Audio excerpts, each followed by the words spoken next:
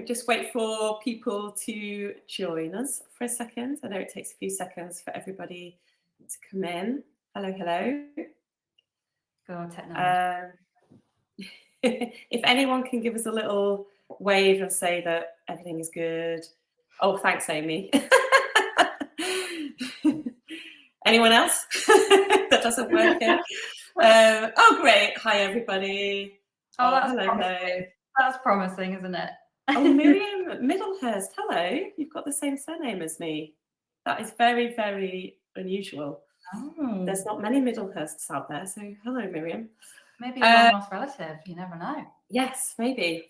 Great. So thank you, everybody. Oh, she says we're a rare breed. We are. And brilliant. Thank you, everybody, for being here with us today.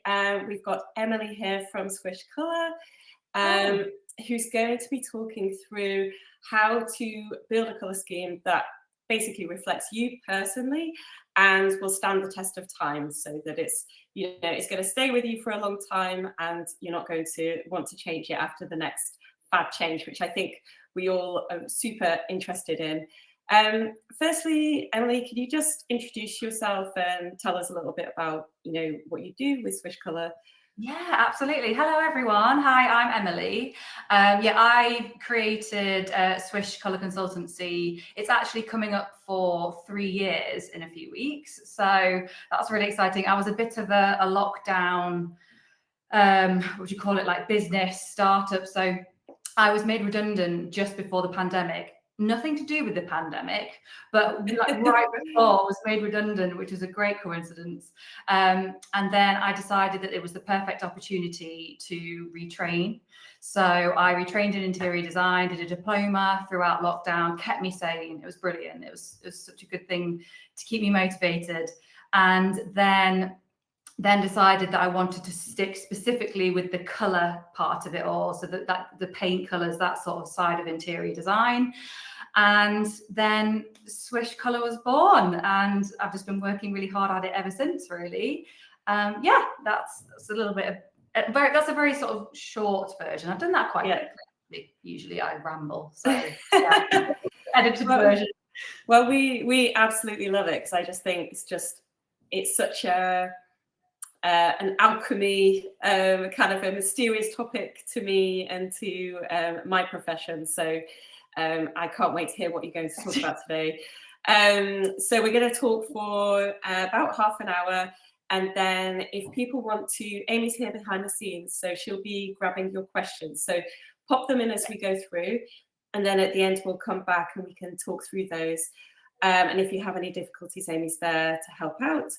And Emily, today you're going to take us through your process, aren't you, of what you do with your clients? Yeah, we had a little chat about this before, didn't we, about like what was the best way to kind of tie this all up quite nicely, because it is such a vast topic, and to me it's really important. It's kind of like the core to my business, as to helping people find the right colors for them. So it's very much a core of why I created this business. So to kind of like sum it up in half an hour, it's kind of impossible, but I've watered it down a little bit to try and make it a bit more palatable, and hopefully that'll just be at least a starter for 10 for anyone watching to think, right, I think I could maybe get going with this now. So we've created a little bit of a structure to hopefully be helpful. There's about 6 steps, is that right? Yeah. In this talk, like not to the world of colour, but today we'll be talking through the 6 steps.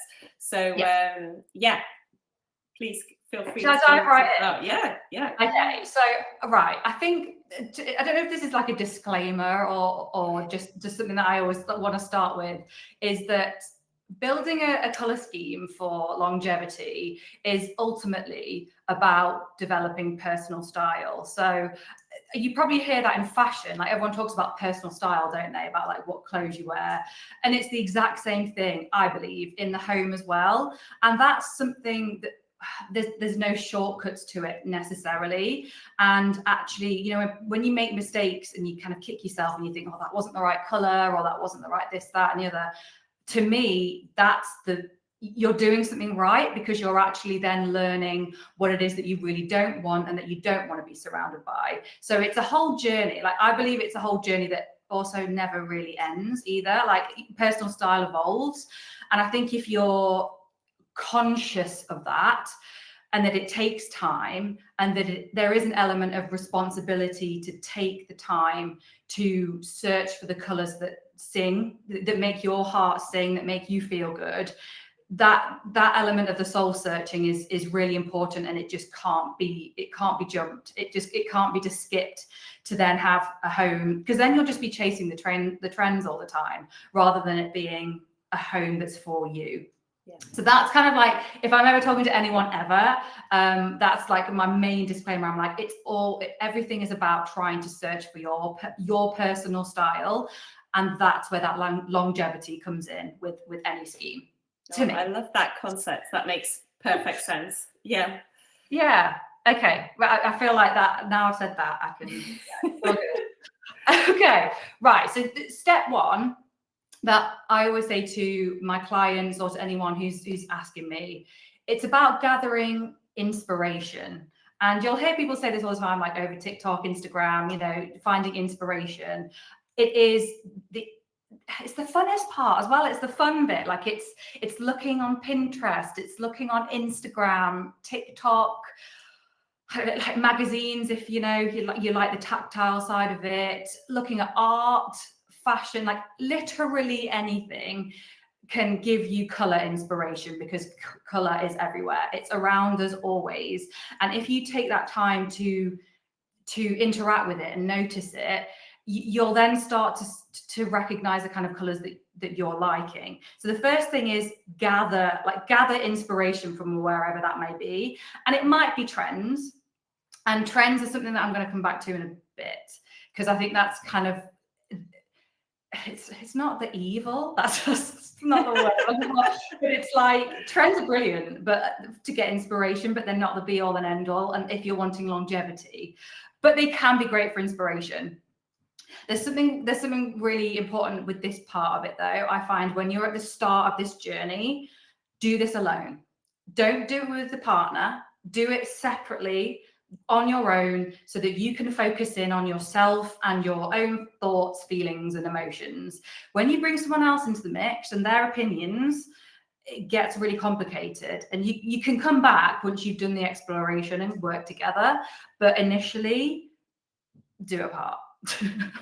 I really like the idea that you can kind of grab inspiration, like not from interiors, because my sister-in-law is an interior designer, and her Pinterest is actually full of other pictures of just like you said, like fashion or nice paintings she's seen. And I guess to work out colors is not, maybe when you're looking at a renovation picture, it clouds the topic a little bit, because you're like, well, I like the tiles, and I like this. Whereas if you just choose like, wow, I'm really drawn to that painting, and it's actually because it's this color combo, that's quite unusual. I've never really thought about adding that in. Yeah, and it's so simple when you think about it, isn't it? You're like, oh right, I know, like personally, like I'm really into fashion. I wouldn't say I'm a fashionable person, but I'm interested in it, and I like to watch. I'm obsessed with TikToks of like people's outfits and things like that. So for me, if I just water it down into what I'm liking about those outfits, it's usually the colors that they've used. So I might see an outfit that's got like a pop of orange, a bit of like maybe the shoes are green, maybe the trousers are denim, and I'm like, oh, even the color proportions, which I'll come to, I'm like, that someone's outfit has just inspired a room scheme. Yeah. Once you open your mind to it, it's amazing, really, like the possibilities that come to you. So yeah, you're absolutely right. Don't be just thinking that you have to be looking at interiors photos. It's everything. It might be what you're seeing outside your window, like when you wake up, like what are the trees, like it comes from anywhere, basically, to me. It kind of leads quite nicely into the second bit. Shall I just dive straight into the next bit? So the next bit that I always personally was always really nervous about doing, because it's mood boarding. And I will hold my hand up. I am not very good at mood boarding. You know how people can do it really nicely, and I probably shouldn't admit that, being in this industry and also having an interior design diploma. But I am just a bit more scattered when it comes to this. But they don't have to be Insta worthy. They don't have to be like all beautifully curated. What I mean by mood boarding is literally like a log, like logging somewhere, like whether it's on your phone, whether it's on a Google Drive document or in a scrapbook, like however it is that works for you, like just pull all that inspiration together into one place. Basically, it doesn't need to be beautiful. Just have it all where you can kind of see it in a way that looks great, and ultimately enjoy this part. Like, to me, this is the bit that's like the exciting bit. It's like the kid in the candy store, like getting all your favorite sweets and then getting them in the bag. Like, that's, to me, like what this part of it should be. So gathering it all together is the next part, which again then leads really nicely into the third bit, which is where hopefully you will start to see similar images emerge. So you might notice that you've pulled out a lot of green. You might notice that you've got a lot of pictures with plants in it. You might notice that everything's white. You might not, but more often than not, you're gonna see a theme emerge, however likely it might be. So part 3 is to try and unpick that a little bit, I guess, like the things to look out for, I guess, like, because it's one thing to curate stuff, isn't it, and go, oh, I really like this picture, but it can get, I guess that in a sense can feel quite overwhelming if you're not doing this all the time. So I'm aware that I do this all the time with people. So how do you then unpick it as somebody who isn't doing this all the time is a really important step, I think.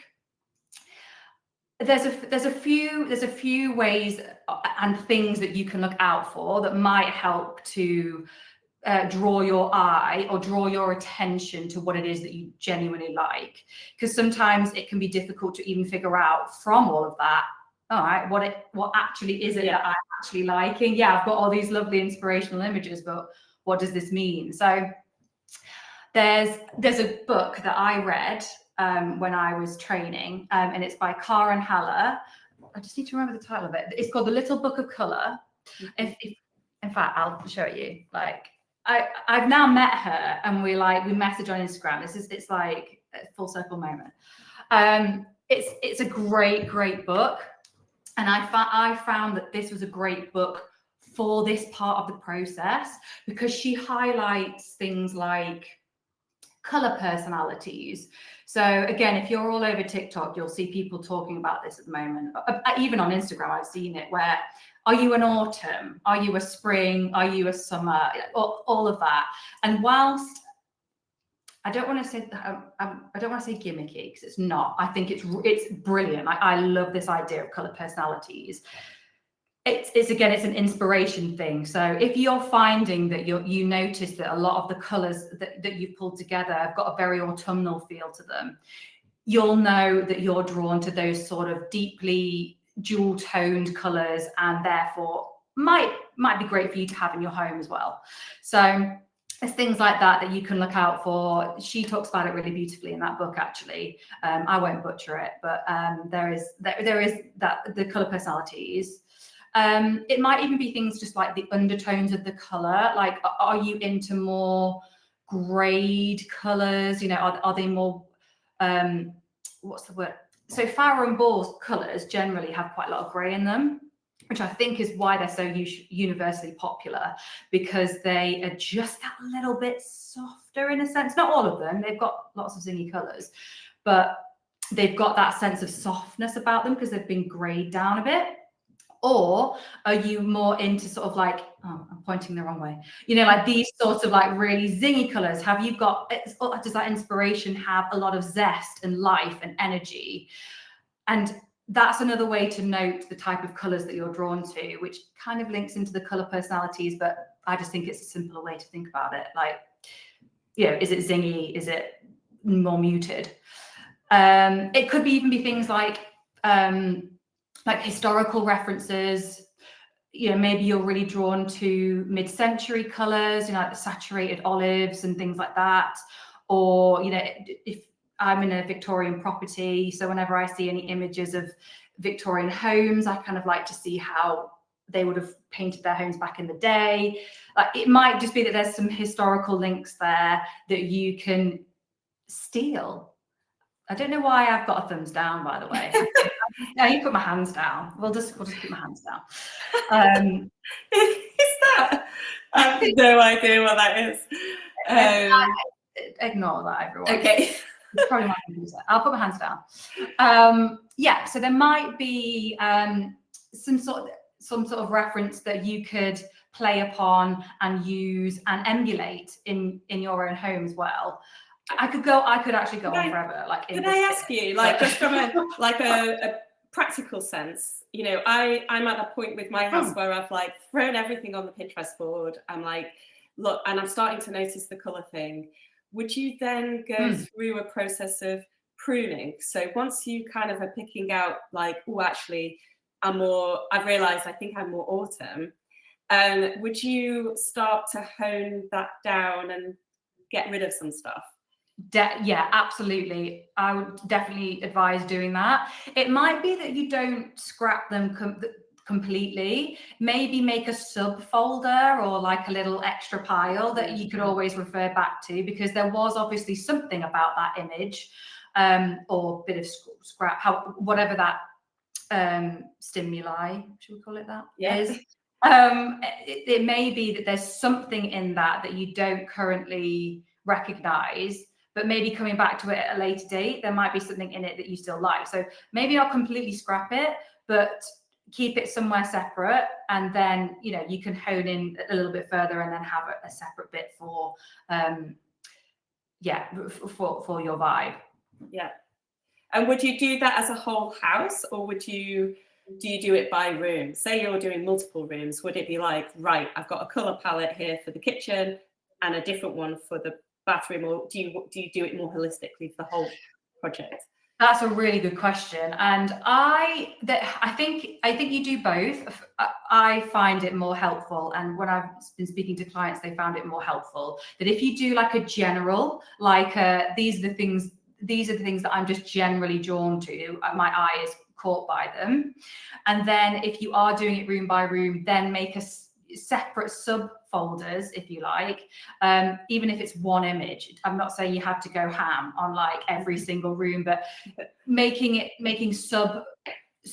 subfolders, sub piles of those rooms, I think is a really good idea. There's something really important in this, that one thing that I talk to clients about regularly is this panic that there has to be a flow in the home, like you know, and we're taught it in all the time, like it's everywhere, like the red thread theory, which has been around for a while, and there has to be this flow. And whilst that's helpful to an extent, I sometimes think that message is, we cling to it because we're like, oh my gosh, the only way I'm going to have a really amazing, elegant, magazine-worthy home is if it flows. But actually, it's only you that lives in that home. You can only be in one room at once. So my theory is that each room should serve its own purpose. And therefore, it's probably likely that they're all going to feel a bit different. I don't want to feel the same in my kitchen as I do in the bedroom, you know, like it's different. You want to create different moods. So that, yeah, that's, I do sometimes think that that's quite a stumbling block for people. It's like, I have to have this flow. Whereas I think if you look into individual rooms and think about, I'm going to come to this in a minute, but think about each room, you'll probably notice that you'll start to have different vibes for different spaces naturally. Yeah, that's really interesting. Thank you. Sorry, I'll stop interrupting now. No, please do. Please do. Okay, so right, in fact, actually, that flows really nicely into the next bit. So my step 4 is there's the three. There's a lot of numbers flying around here. So there's 3 really important questions that I ask everyone. And if you remember these 3 questions and you abide by them, you're going to do pretty well. So the first is, what is the space like? Second, how do you use the space? And the third is, how do you want to feel in the space? So I'll break them down a little bit because that's a lot. So the first is, what is the space like? So that's just the basic practical elements, things like the room orientation, how do you use the space? Like, is it a dark room? Is it a sunny room? The practicalities of the space, the home. If it's multiple rooms, I would ask these 3 questions for every space. So for every space, these are the things that are in the back of my mind. So that's the first question. Second, how do you use it? So this is like the practical side. If it's a kitchen, I presume that you're probably cooking, eating, entertaining the kids. This is the area, this is the part where you need to be really realistic. So how are you literally using that space? So for example, if it's an open plan space or a multifunctional space, you need to be able to see what you're doing, right? So you need the colors and the mood to support the tasks that you're doing, the literal things that you're doing. A home is for living and for using. So we need to make sure that the colors support that. Mm-hmm.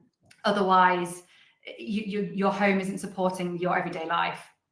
So that's why it's really important for me to know just, how you're using it. Some people who I've spoken to, might be talking about their bedroom, but they also use it as an office. A lot of people, and then these start to make it gets a bit more difficult. And then it's about unpicking how they want to feel in the space, which is the third question. How do you want to feel? And to me, that's the most important question. And it sounds a bit airy-fairy. And this is why it comes back to taking responsibility for researching and owning your own personal style.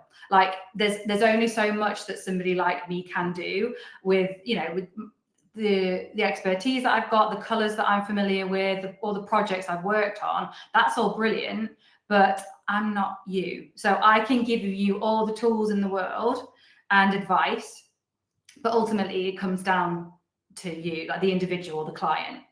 So that's why it's really important to really consider how you want to feel in the space, because that will also manipulate the types of colors that are going to serve you as well. And also, color is subjective. So we all see it differently. Like we all have different connotations to color. So I'm getting over this now, but like I was a bit against lilacs for a while, and I sat down with myself about 6 months ago, and I was like, why have I got such an issue with lilacs? And then I remembered that my bedroom was, when I was a lot younger. Does anyone remember like Bang on the Door? The groovy chick. Does anyone? Oh yeah, yes I do actually. I've not thought about that for a long time. There you go. Nice throwback. This is the great thing about color as well, because when you delve in, you start making these really these strange connections to things, and that's when I was like, oh, I've made a connection there to this color that, don't get me wrong, I didn't have a terrible childhood, but it was just like, it reminded me of being a small child, and I'm a 30-something-year-old adult now, so like. I'm now like, actually, there's certain lilacs that are fine, but that very particular type of lilac, I was like, oh God. Taking you right back. Yeah, I'm not sure I could be around that, but not everybody's had that experience. So they would just see a lilac and go, oh, that's a lovely colour. Yeah.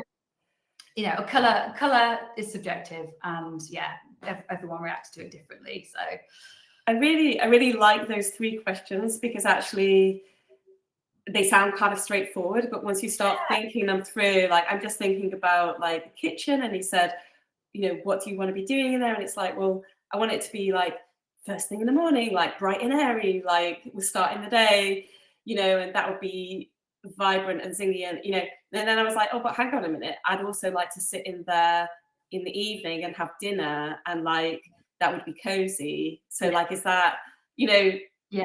I guess it's kind of just going through that process and thinking, right, well, yeah, it needs to work for both times of the day, and yeah, just getting through that process. I think it's such Yeah.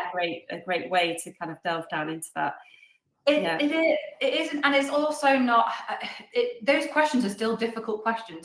Well, they're not. Like, what the space is like and how you use it is pretty straightforward. Those two are. The last one sounds straightforward. How do you want to feel? But it's then often clients will be able to identify how they want to feel, but then how do I know what colors help me with that? It's that level of like, what colors support me to do that. And this is such a whistle stop tour of it. Like, it's literally bullet points, and we could do a whole other chat about this. But like, generally, like, lighter colors are more calming.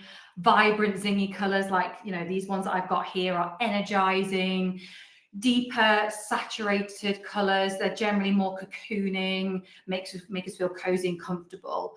But that is so generalized. Like, it's, so I get it, like, where the last question of how you want to feel, it sounds really simple, and it's so important, but it's not always that easy to unpick it. But if you're aware of it and you're starting to think in those terms of like how you want to feel, you'll start getting there. I think you gave a really good example to me previously, which was your office, and that you'd made it super dark, and it was kind of very cozy and cocooning, but that wasn't what you needed for that space. No. And this is quite, I use this example a lot because it's also about like when a space changes for its purpose. So me and my husband, so before the pandemic hit, we had an office that we both shared, but we were both rarely in it because we were in and out going to the office. So we just had it as a space that we could use here and there. So we painted it this really dark inky blue everywhere, color drenched it, put it on the ceiling, walls, everything. Loved it. Like, when you were in there for 20 minutes doing a few emails, loved it, like, just have a sit and have a cup of tea. So we had a little chair in there and stuff. But then pandemic hit, we were both in there all the time. And I can remember my husband, he was on a call, and there was someone who was like, Tom, you're just a floating head. I can't see you. So, like, just totally camouflaged. Like in his blue jumper, like literally just a head. So like it just became that the purpose of the space had changed, and the color wasn't supporting us anymore. It was making us feel quite tired. Like, it made me feel tired. Like, and that's what I mean by those really rich inky colors are great in bedrooms or in a living room where you want it to feel like quite cozy, but not when you're trying to work 4 or 5 days a week. Like, it just which is why I now have like a neutral on the walls, but I do have a green ceiling, which actually quite nicely comes on to the next step, which I didn't intend to do, but that was quite a nice segue. So the fifth thing is about proportions, right? And that sounds like a really strange thing to have as like an important thing, but the example I just gave you there of my office, so what I then learned from that was, I need to have most of the space, especially for what I do, dealing with color for other people. I didn't want to muddy the waters. So for me, practically, having a lighter color on the walls and the woodwork works for me, but I still love color. So I'm like, okay, I'm going to put the color on the ceiling, and I can look at it when I want, and I can absorb the feel good vibes when I need it, and then I can go back to work. And I think that's such an underrated way of looking at color, like literally turning and looking at it. So my fireplace is also painted blue. And I can literally just turn and look at it, get the kick that I need from that color, and carry on. Like, you don't have to slap these colors absolutely everywhere. And actually, I'm a huge advocate for using white. Like, I feel like you can, the proportions, this is what I'm talking about, the proportions of color. I feel like sometimes you can actually appreciate the colours more when there's some breath with them, and you can appreciate the placement of them. So ceiling is unexpected, so you can be like, wow, come into the space and be like, that's really unusual. And it's an olivey green, so it's not a quiet green. You know, it's there, it smacks you in the face, but not all the time. So it's like a considered way of using colour. The other thing is that we also have positive and negative reactions to colour. So if you can have too much of a good thing. So take my office, for example. We had way too much of that dark blue. It was too much. Maybe if it had just been the walls, it might have been a hair better. But that's where it comes into this idea of proportions. If you have a little bit less of something, you're going to get the positive vibes from the colour rather than when it goes into those negative connotations. So take yellow, for example. If you're in a room with a lot of yellow, it can make you quite irritable because it's got that kind of like energetic edge to it. And if you're around it for a long time, it can make you feel that way. So you can have too much of a good thing with colour, which is why I think considering proportions is a really important part of the step. And also, if you're frightened of colour, you can start small. You could upcycle something. You could put it on just the woodwork. You could put it on just the fireplace. You know, like you could zone a corner. If it's like in a kid's bedroom, you could just zone where their bed is. Like, I think that it can also be a great entryway into colour, thinking about the proportions of it, and it feels less overwhelming. That sounds great. Really good advice. And, you know, yeah, less dangerous introducing furniture like through lots of different methods there, I guess, of getting the colour in. Yeah. Is there any kind of rules like with the proportion? This is me just liking my spreadsheet head. Is it like 20% this and you know? Yeah, no, I love that, and I know that a lot of people really like that kind of the structure to follow. And it's quite a famous, I don't know actually what it's called, like the technique. It's called 60-30-10. So you have 60% of your dominant color. So if you take my office, for example, the 60% would be this neutral off-white. That's the walls basically and the woodwork. The 30% would be my ceiling, which is my olive green. And then the 10% would be my blue, which is the fireplace. Now, of course, I've got artwork and plants and furniture that's adding in other colors, but it's a general way of thinking about the proportions of color that can just help things to be less overwhelming. So yeah, the 60-30-10 is always a handy little structure, which I find helps some people when they're choosing colors as well. Good, like a little bit of structure. I'm conscious that we've got lots of questions, so we should crack on.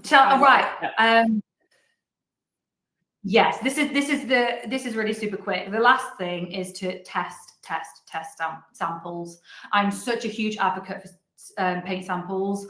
I think that sample pots, if the brands do them, are so worth it. Basically, light changes color. Sorry. So it may be that, you know, especially in rooms like east facing and west facing rooms where the light changes a lot, you're going to want to see how that color looks in the morning. You're going to want to see how it looks in the evening. You know, you want to physically play with them. And the best thing, I think, is getting lining paper, you know, the stuff that you can get from a DIY store, paint the swatch on as big as you can, and then just dot it around the room. It means you don't ruin your walls. You can take it off and put it away. And therefore, with it being a big swatch, you can see the color much better. So you can actually see a much better representation of how that color's going to look in the space. And when obviously this is all about the longevity of the paint colors that you choose. If you skip that step, it's very likely that you may not like it. And I still do this. I was going to paint my ceiling yellow, and I put a sample up there. I was like, oh no, I don't want this. So I do it. Like, even I do it in my job. Testing the samples is not a step to be missed if you want your color schemes to have longevity. Great.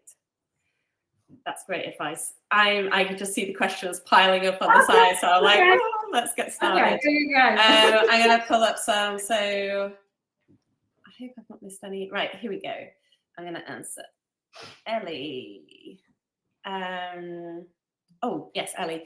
What should you do if the colours you like don't seem to look the same on the walls in your rooms? And this happens all the time. I have so many people who are like, oh, my mate had, I don't know, Farnball setting plaster in her kitchen and I loved it. And then I put it in mine and it's not the same. And that's down to so many things. It can be the daylight, like I just mentioned before, is it north, south, east or west? It could be the furniture that you've got in the space reflecting off the colour and making it look different. It could be the size of the room, the height of the room. There's so many things that make a colour look different. And that's when testing the samples is key, because it can look completely different on the screen to in your mate's house to anywhere. So that would be my advice there, is make sure you test the samples and work from there, because that's the only way you'll know what it's going to look like in your space. Would you just get some shades either side of the one that you were interested in to just see if you can get what's in your mind's eye on the wall? Yeah. I guess it might be kind of different brands as well, or, you know, if the cream, I don't know how many different colours each person does and whether they would seem different. I don't know. The other thing with that is that you can get decision fatigue. And I would say if you go and choose like more than 5 whites, you're going to go insane.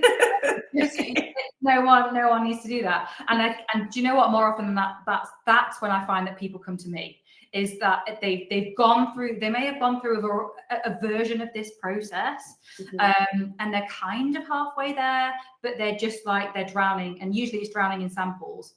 Right. So I do think there's like a limit. I probably wouldn't go and do like 10 of like one blue. Like you just wouldn't know. You wouldn't see the wood for the trees.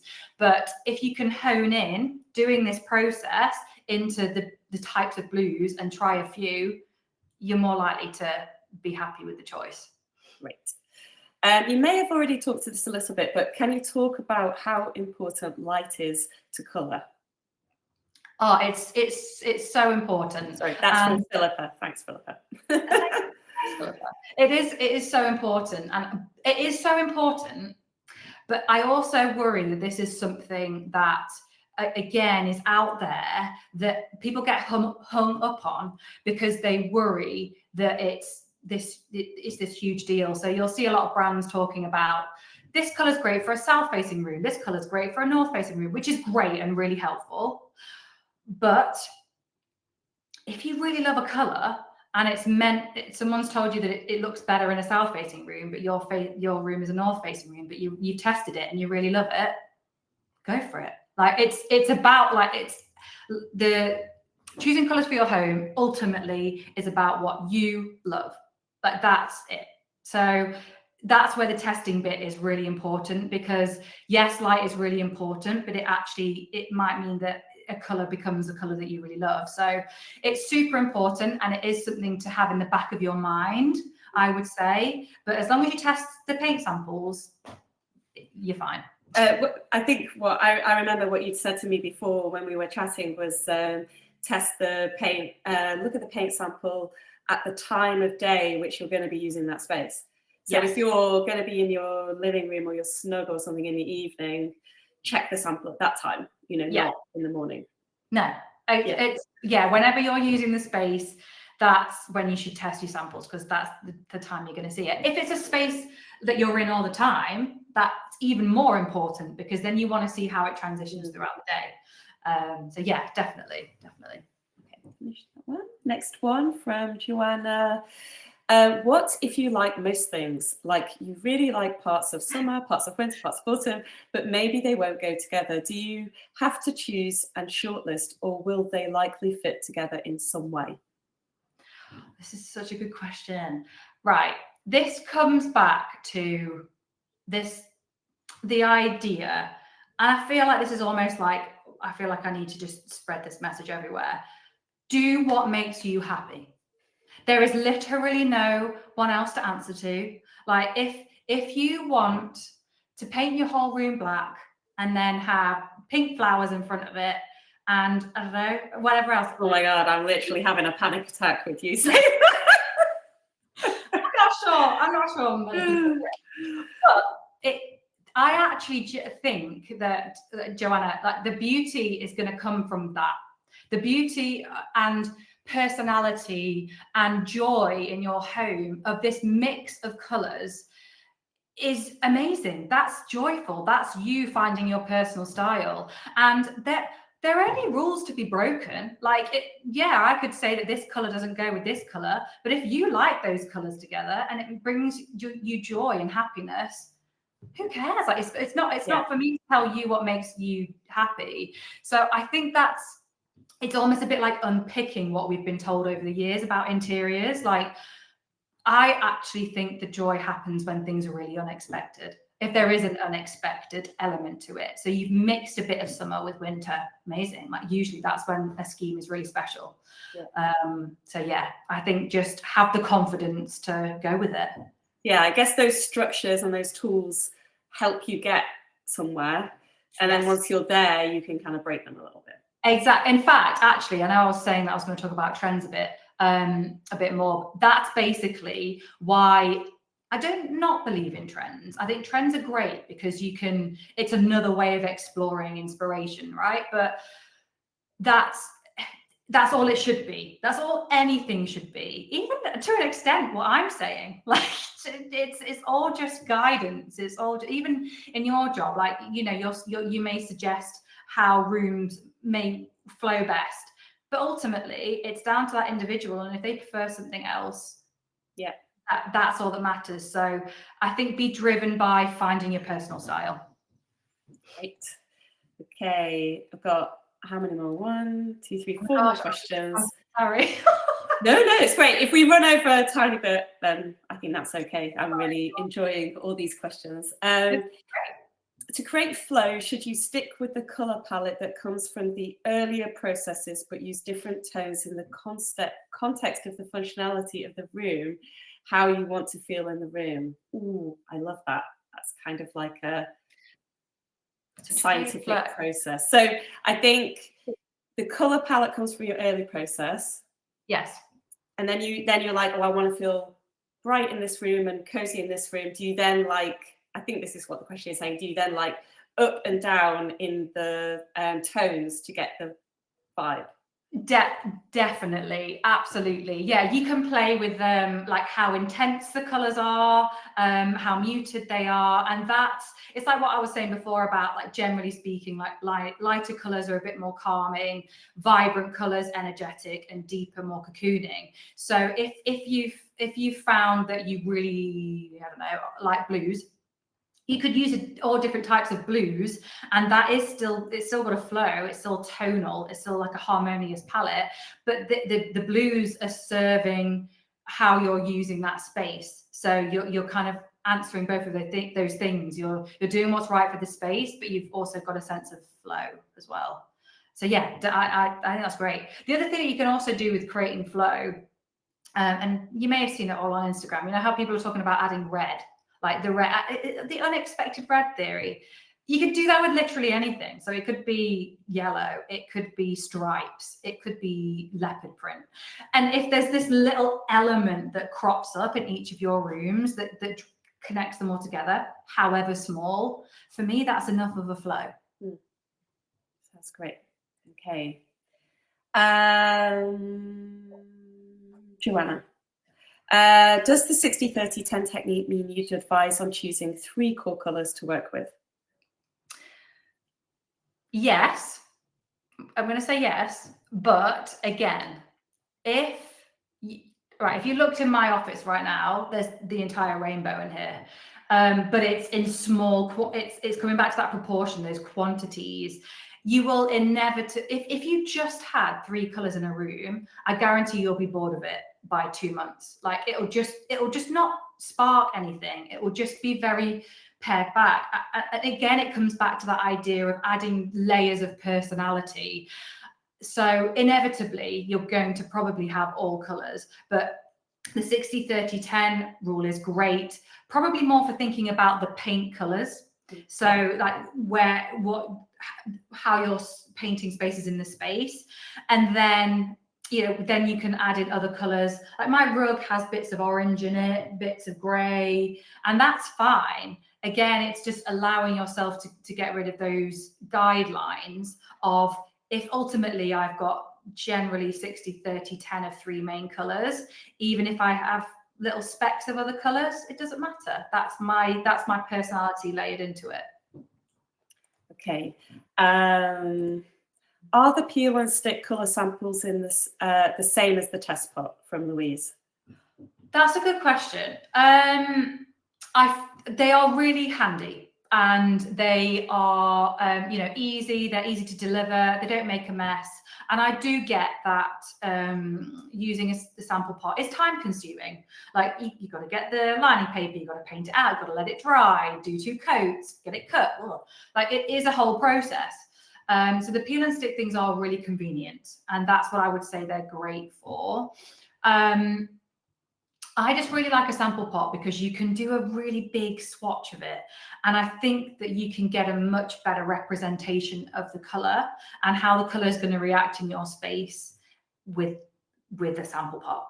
I do think they're really great. And I think that the peely stick things are good. If you've almost made a decision, and maybe if you're like creating a physical mood board and you just want to layer up colors with it, maybe you're trying to see what your flooring is going to look like. I think they're really great for if you're sort of at the end of the process. But if you're really new to it all and you're quite afraid of picking colors, I just think the sample pots are just better for that process, in my opinion. Thank you. Okay, we're going to rapid fire through this now. I'll ask you any more questions that come in after this. We'll have to do another time. How do you decide what to paint, what colour? Like ceilings, walls, woodwork. I have been colour drenching, but wonder if a different tone colour for ceiling would be nice, etc. That's great. Okay, so I love a colour drench. A colour drench is great in spaces where you want it to feel more relaxed and more, it depends on the type of colour, but why a colour drench works if you want it to feel more relaxed is your eye isn't jumping to different surfaces. So it's not going from skirting board to wall to ceiling. Like it kind of creates this blur. It's like a visual blur, like you're not jumping from different colors everywhere. So that's great in things like spaces like bedrooms, living rooms, anywhere where you want that sense of calm. Now, and therefore that sort of technique is great in those sorts of spaces and for that sort of feeling. Now, if you take my office, for example, the reason why the color proportions work in here is because it's mainly an off-white, which is very bright, it's clean, it means I can practically do my job. And then the ceiling is a smaller proportion, and I'm using that to bring me uplift, give me energy, make me feel good. So it's probably about, again, thinking how you use the space and how you want to feel in the space, and therefore the placement of the color will support that. So again, it would probably just take a little bit of delving into which way would work better. But I do find that if you start to pick out ceilings as a different color or woodwork, those rooms generally, I kind of feel like they've got a bit more energy to them because it's giving you something to look at and be a part of. I don't know if that's answered that. No, that is. I think that's very helpful. I hope that's helped you, Jen. Final question. Are there any other books you can recommend to start learning a little bit more about colour?